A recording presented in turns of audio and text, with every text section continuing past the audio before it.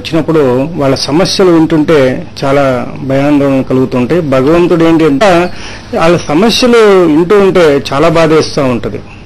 అయితే ఇక్కడ మనం చేయాల్సింది తక్షణం ఏంటంటే ఇలాంటి సమస్యల్లో ఉన్నప్పుడే మనకి జ్యోతిష్యంలో ఏదైనా సమస్య ఉందా, మన జాతకంలో ఏమైనా ప్రాబ్లమ్స్ ఉన్నాయి, జ్యోతిష్కుని సంప్రదించకపోయినా ఒకవేళ ఆ పరిహారాలు చేయలేకపోయినా కూడా అది ఫలితం ఉండదు చేసినందుకు.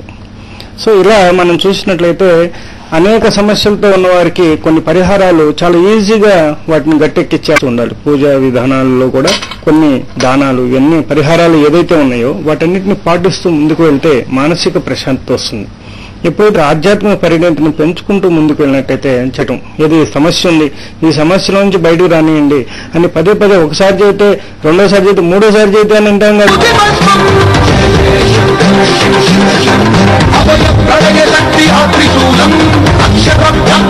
నేను గురుగారి దగ్గరికి వచ్చి రుద్రాక్ష మహాసిద్ధమాల వేసుకున్నాను.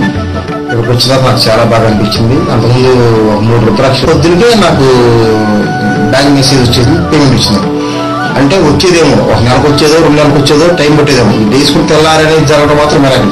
చాముండేశ్వర మహర్షి గారి దగ్గర రావడం వల్ల నాకు అంత మంచి జరిగింది. రెమెడీస్ చేస్తున్నాను, ఇంకా రెమెడీస్ చేయాల్సిన ఉన్నాయి. చేసిన తర్వాత నాకు హోమం మరియు సర్పశాంతికి ఆశ్లేష బలిపూజ మహోత్సవాద వినియోగం. వేదిక మాదాపూర్, హైదరాబాద్. తేదీ 19/8/15 బుధవారం నాగపంచమి. సమయం. నా పేరు పద్మ, మియాపూర్లో ఉంటామండి. మేము గురుగారి ప్రోగ్రామ్ చూసామండి.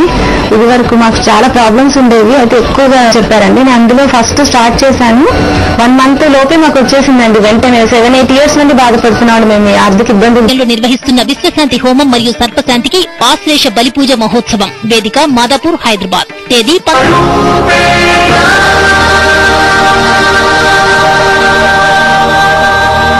అందుకని చాలా అదిగా పొలైట్ గా అడిగారు, బాబు నువ్వు ఎలా అయినా